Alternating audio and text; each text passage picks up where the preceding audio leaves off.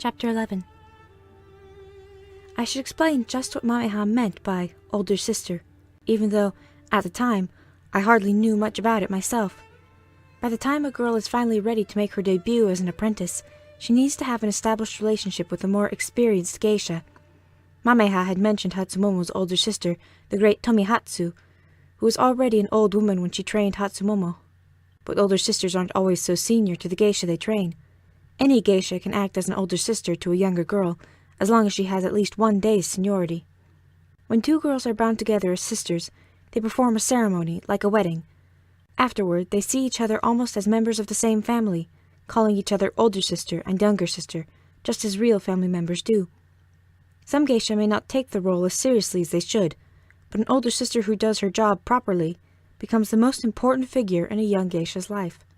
She does a great deal more than just making sure her younger sister learns the proper way of blending embarrassment and laughter when a man tells a naughty joke, or helping her select the right grade of wax to use into her makeup. She must also make sure her younger sister attracts the notice of people she'll need to know. She does this by taking her around Gion and presenting her to the mistresses of all the proper tea-houses, to the man who makes wigs for stage performances, to the chefs at the important restaurants, and so on. There's certainly plenty of work in all this, but introducing her younger sister around Gion during the day is only half of what an older sister must do, because Gion is like a faint star that has come out in its fullest beauty only after the sun has set. At night, the older sister must take her younger sister with her to entertain, in order to introduce her to the customers and patrons she's come to know over the years. She says to them, "Oh, have you met my new younger sister, so-and-so? Please be sure to remember her name, because she's going to be a big star." Of course, few men pay high fees to spend the evening chatting with a 14-year-old girl, so this customer probably won't, in fact, summon the young girl on his next visit. But the older sister and the mistress of the tea-house will continue to push her on him until he does. If it turns out he doesn't like her for some reason, well, that's another story. But otherwise he'll probably end up a patron of hers in good time, and very fond of her too, just as he is of her older sister. Taking on the role of older sister often feels about like carrying a sack of rice back and forth across the city, because not only is a younger sister as dependent on her older sister as a passenger is on the train she rides, but when the girl behaves badly, it's her older sister who must bear the responsibility. The reason a busy and successful geisha goes to all this trouble for a younger girl is because everyone in Gion benefits when an apprentice succeeds. The apprentice herself benefits by paying off her debts over time, of course, and if she's lucky, she'll end up mistress to a wealthy man. The older sister benefits by receiving a portion of her younger sister's fees, as do the mistresses of the various tea-houses where the girl entertains. Even the wig maker, and the shop where hair ornaments are sold, and the sweets shop where the apprentice geisha will buy gifts for her patrons from time to time, they may never directly receive a portion of the girl's fees, but certainly they all benefit by the patronage of yet another successful geisha, who can bring customers into Gion to spend money. It's fair to say that, for a young girl in Gion, nearly everything depends on her older sister, and yet few girls have any say over who their older sisters will be. An established geisha certainly won't jeopardize her reputation by taking on a younger sister she thinks is dull, or someone she thinks her patrons won't like. On the other hand, the mistress of an okia that has invested a great deal of money in training a certain apprentice won't sit quietly and just wait for some dull geisha to come along and offer to train her. So as a result, a successful geisha ends up with far more requests than she can manage. Some she can turn away, and some she can't. Which brings me to the reason why Mother probably did feel, just as Mamiha suggested, that not a single geisha in Gion would be willing to act as my older sister. Back at the time I first came to the okia, Mother probably had in mind for Hatsumomo to act as my older sister. Hatsumomo may have been the sort of woman who would bite a spider right back, but nearly any apprentice would have been happy to be her younger sister. Hatsumomo had already been her older sister to at least 2 well-known young geisha in Gion. Instead of torturing them as she had me, she'd behaved herself well. It was her choice to take them on, and she did it for the money it would bring her. But in my case, Hatsumomo could no more have been counted on to help me in Gion, and then be content with a few extra yen it would bring her, than a dog can be counted on to escort a cat down the street without taking a bite of it out in the alley. Mother could certainly have compelled Hatsumomo to be my older sister, not only because Hatsumomo lived in our okia, but also because she had so few kimono of her own, and was dependent on the okia's collection. But I don't think any force on earth could have compelled Hatsumomo to train me properly. I'm sure that, on the day she was asked to take me to the Mizuki tea-house and introduce me to the mistress there, She would have taken me instead to the banks of the river and said, "Come, O river, have you met my new younger sister?" and then pushed me right in. As for the idea of another geisha taking on the task of training me, well, it would mean crossing paths with Hatsumomo. Few geisha in Gion were brave enough to do such a thing. Late one morning, a few weeks after my encounter with Mameha, I was serving tea to Mother and a guest in the reception room when Auntie slid open the door. "I'm sorry to interrupt," Auntie said, "but I wonder if you would mind excusing yourself for just a moment, Kayoko-san." Kayoko was Mother's real name, you see, but we rarely heard it used in our okia. "We have a visitor at the door." Mother gave one of her coughing laughs when she heard this. "You must be having a dull day, Auntie," she said. "To come announce a visitor yourself. The maids don't work hard enough as it is, and now you're doing their jobs for them." "I thought you'd rather hear from me," Auntie said, "that our visitor is Mameha." I had begun to worry that nothing would come of my meeting with Mameha, but to hear that she had suddenly appeared at our okia, well, the blood rushed to my face so intensely that I felt like a light bulb just switched on. The room was perfectly quiet for a long moment, and then Mother's guest said, "Mameha-san, well, I'll run along, but only if you promise to tell me tomorrow just what this is all about." I took my opportunity to slip out of the room as Mother's guest was leaving. Then, in the formal entrance hall, I heard Mother say something to Auntie I'd never imagined her saying. She was tapping her pipe into an ashtray she'd brought from the reception room, and when she handed the ashtray to me, she said, "Auntie, come here and fix my hair, please." I'd never before known her to worry in the least about her appearance. It's true she wore elegant clothing, but just as her room was filled with lovely objects and yet was hopelessly gloomy, she herself may have been draped in exquisite fabrics, but her eyes were as oily as a piece of old, smelly fish, and really, she seemed to regard her hair the way a train regards its smokestack. It was just the thing that happened to be on top. While Mother was answering the door, I stood in the maid's room cleaning out the ashtray, and I worked so hard to overhear Mameha and Mother that it wouldn't have surprised me if I had strained all the muscles in my ears. First, Mother said, "I'm sorry to have kept you waiting, Mameha-san. What an honor to have a visit from you." Then Mameha said, "I hope you'll forgive me for calling so unexpectedly, Mrs. Nita," or something equally dull, and it went on this way for a while. All my hard work in overhearing it was about as rewarding to me as a man who lugs a chest up the hill, only to learn that it's full of rocks. At last, they made their way through the formal entrance hall to the reception room. I was so desperate to overhear their conversation that I grabbed a rag from the maid's room and began polishing the floor of the entrance hall with it. Normally, Auntie wouldn't have permitted me to work there while a guest was in the reception room, but she was as preoccupied with eavesdropping as I was. When the maid came out after serving tea, Auntie stood to one side where she wouldn't be seen and made sure the door was left open a crack so she could hear. I listened so closely to their small talk that I must have lost track of everything around me, for suddenly I looked up to see Pumpkin's round face staring right into mine. She was on her knees polishing the floor, even though I was already doing it, and she wasn't expected to do chores anymore. "Who is Mameha?" she whispered to me. Obviously, she had overheard the maids talking among themselves. I could see them huddled together on the dirt corridor just at the edge of the walkway. "She and Hatsumomo are rivals," I whispered back. "She's the one whose kimono Hatsumomo made me put ink on." Pumpkin looked like she was about to ask something else, but then we heard Mameha say, "Mrs. Nita, I do hope you'll forgive me for disturbing you on such a busy day, but I'd like to talk with you briefly about your maid, Chiyo." "Oh no," Pumpkin said, and looked into my eyes to show how sorry she felt for the trouble I was about to be in. "Our Chiyo can be a bit of a nuisance," Mother said. "I do hope she hasn't been troubling you." "No, nothing like that," Mameha said. "But I noticed she hasn't been attending the school these past few weeks. I'm so accustomed to running into her from time to time in the hallway. Just yesterday I realized she must be terribly ill. I've recently met an extremely capable doctor. I wonder, shall I ask him to stop by?" "It's very kind of you," said Mother. "But you must be thinking of a different girl. You couldn't have run into our Chiyo in the hallway at the school. She hasn't attended lessons there for 2 years. "Are we thinking of the same girl? Quite pretty, with startling blue-gray eyes?" She does have unusual eyes, but there must be 2 such girls in Gion. Who would have thought it?" "I wonder if it's possible that 2 years have passed since I saw her there," Mameha said. "Perhaps she made such a strong impression it still seems very recent. If I may ask, Mrs. Nita, is she quite well?" "Oh yes, as healthy as a young sapling and every bit as unruly, if I do say so." "Yet she isn't taking lessons any longer. How puzzling." For a young geisha as popular as you, I'm sure Gion must seem an easy place to make a living. But you know, times are very difficult. I can't afford to invest money in just anyone. As soon as I realized how poorly suited Chio was, I'm quite sure we're thinking of two different girls, Mameha said.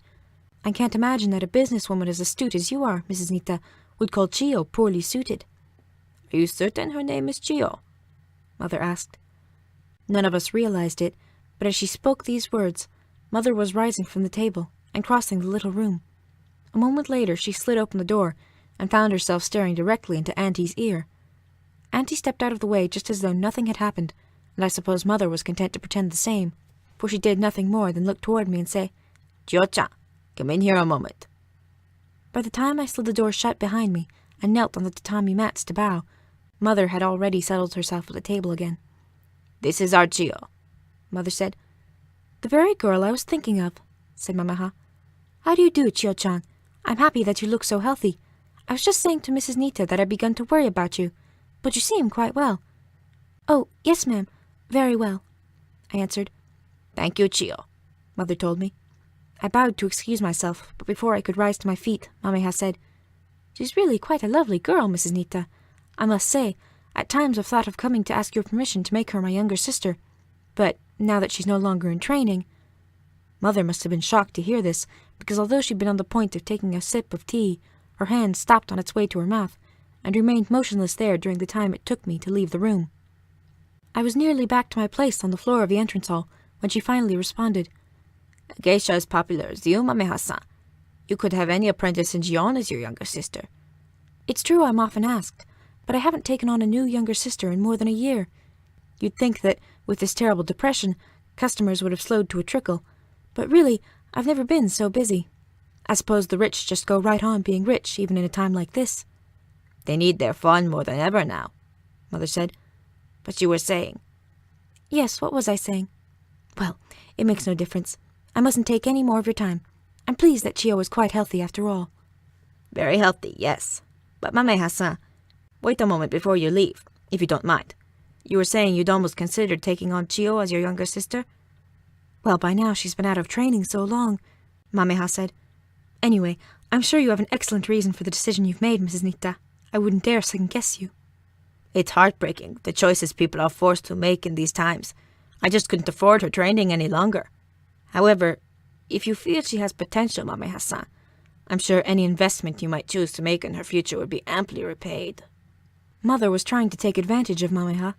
No geisha ever paid lesson fees for a younger sister. I wish such a thing were possible, Mameha said, but with this terrible depression... Perhaps there's some way I could manage it, Mother said, though Chio is a bit headstrong and her debts are considerable. I've often thought how shocking it would be if she ever managed to repay them. Such an attractive girl? I'd find it shocking if she couldn't. Anyway, there's more to life than money, isn't there? Mother said. One wants to do one's best for a girl like Chio. Perhaps I could see my way to investing a bit more in her. Just for her lessons, you understand. But where would it all lead? I'm sure Chio's debts are very considerable, Mameha said. But even so, I should think she'll pay them by the time she's 20. 20? Said Mother. I don't think any girl in Gion has ever done such a thing, and in the midst of this depression. Yes, there is the depression, it's true.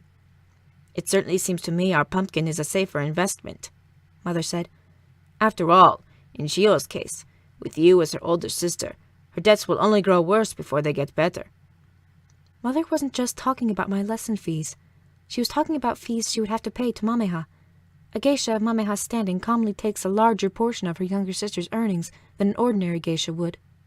Mameha-san, if you have a moment longer, Mother went on, I wonder if you would entertain a proposal. If the great Mameha says Chio will repay her debts by the age of 20, how can I doubt it's true? Of course, a girl like Chio won't succeed without an older sister such as yourself. And yet our little Okia is stretched to its limits just now. I can't possibly offer you the terms you're accustomed to. The best I could offer from Chio's future earnings might be only half what you'd ordinarily expect. Just now I'm entertaining several very generous offers, Mameha said. If I'm going to take on a younger sister, I couldn't possibly afford to do it at a reduced fee. I'm not quite finished, Mameha-san, Mother replied. Here's my proposal. It's true I can afford only half what you might usually expect, But if Chiyo does indeed manage to repay her debts by the age of 20, as you anticipate, I would turn over to you the remainder of what you ought to have made, plus an additional 30%. You would make more money in the long run." "And if Chiyo turns 20 without having repaid her debts?" Mameha asked. "I'm sorry to say that, in such a case, the investment would have been a very poor one for both of us. The Okia would be unable to pay the fees owed to you." There was a silence, and then Mameha sighed. "I'm very poor with numbers, Mrs. Nita, but if I understand correctly, you'd like me to take on a task you think may be impossible, for fees that are less than usual. Plenty of promising young girls in Jion would make fine younger sisters to me, at no risk whatever. I'm afraid I must decline your proposal." "You're quite right," said Mother. 30% is a bit low. I'll offer you double instead, if you succeed." "But nothing if I fail." "Please don't think of it as nothing. A portion of Chiyo's fees would have gone to you all along. It's simply that the Okia would be unable to pay you the additional amount you would be owed." I felt certain Mameha was going to say no. Instead, she said, "I'd like to find out first how substantial Chiyo's debts really is." "I'll fetch the account books for you," Mother told her. I heard nothing more of their conversation, for at this point Auntie ran out of patience for my eavesdropping and sent me out of the Okia with a list of errands. All that afternoon, I felt as agitated as a pile of rocks in an earthquake, because, of course, I had no idea how things would turn out. If Mother and Mameha couldn't come to an agreement, I would remain a maid all my life, just as surely as a turtle remains a turtle. When I returned to the Okia, Pumpkin was kneeling on the walkway near the courtyard, making terrible twanging noises with her shamisen. She looked very pleased when she caught sight of me and called me over. "Find some excuse to go into Mother's room," she said. "She's been in there all afternoon with her abacus. I'm sure she'll say something to you. Then you have to run back down here and tell me." I thought this was a fine idea. One of my errands had been to buy some cream for the cook's scabies, but the pharmacy had been out of it. So I decided to go upstairs and apologize to Mother for having come back to the Okia without it. She wouldn't care, of course. Probably she didn't even know I'd been sent to fetch it, but at least it would get me into her room. As it turned out, Mother was listening to a comedy show on the radio. Normally, if I disturbed her at a time like this, she would wave me in and go right on listening to the radio, looking over her account books and puffing at her pipe. But today, to my surprise, she turned off the radio and slapped the account book shut the moment she saw me. I bowed to her and went to kneel at the table. "While Mameha was here," she said, "I noticed you in the formal entrance hall polishing the floor. Were you trying to overhear our conversation?" "No, ma'am. There was a scratch on the floorboards. Pumpkin and I were doing what we could to buff it out."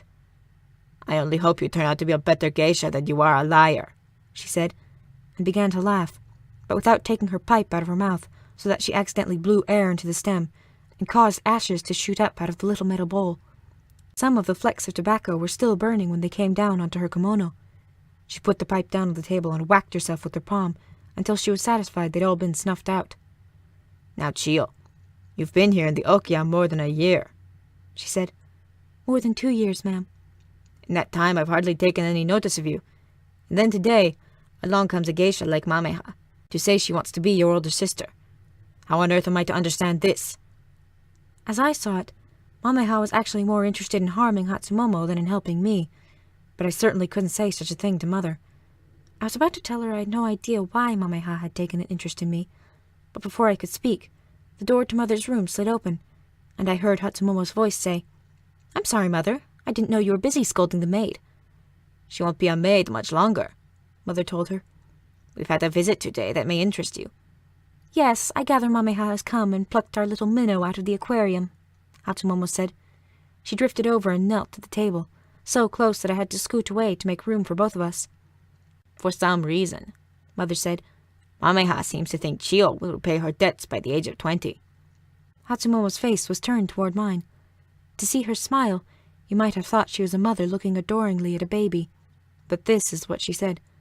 "Perhaps, Mother, if you sold her to a whorehouse." "Stop it, Hatsumomo. I didn't invite you in here to listen to this sort of thing.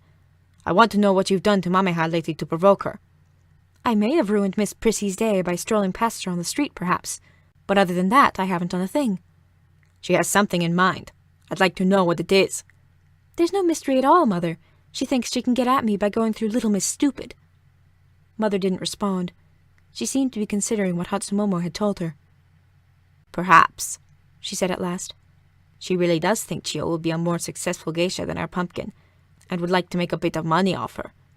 Who can blame her for that? Really, Mother, Mameha doesn't need Chio in order to make money. Do you think it's an accident she has chosen to waste her time on a girl who happens to live in the same oki I do? Mameha would probably establish a relationship with your little dog if she thought it would help drive me out of Gion. Come now, Hatsumomo. Why should she want to drive you out of Gion? Because I'm more beautiful. Does she need a better reason? She wants to humiliate me by telling everyone, "Oh, please meet my new younger sister. She lives in the same oki as Satsumomo, but she's such a jewel they've entrusted her to me for training instead." I can't imagine Mameha behaving that way, Mother said, almost under her breath. If she thinks she can make Chio into a more successful geisha than Pumpkin, Hatsumomo went on, she's going to be very surprised. But I'm delighted that Chio will be dressed up in a kimono and paraded around. It's a perfect opportunity for Pumpkin. Haven't you ever seen a kitten attacking a ball of string? Pumpkin will be a much better geisha after she sharpened her teeth on this one. Mother seemed to like this, for she raised the edges of her mouth in a sort of smile. I had no idea what a fine day this would be, she said. This morning when I woke up, 2 useless girls were living in the Okia. Now they'll be fighting it out, and with a couple of the most prominent geisha in Gion ushering them along.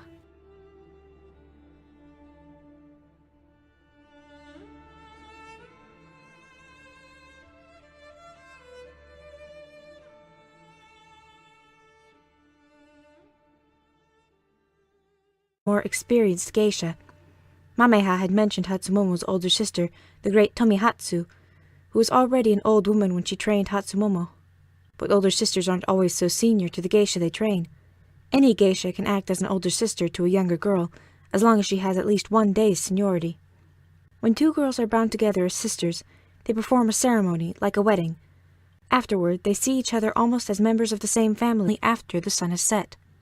At night, the older sister must take her younger sister with her to entertain, in order to introduce her to the customers and patrons she's come to know over the years.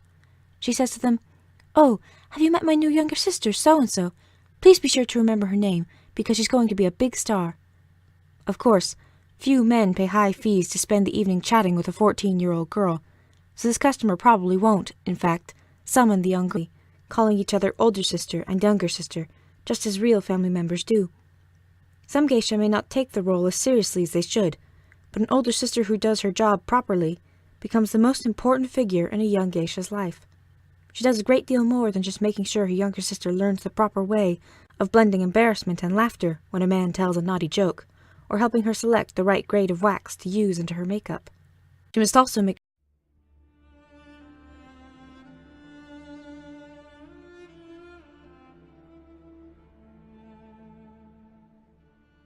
Chapter 11.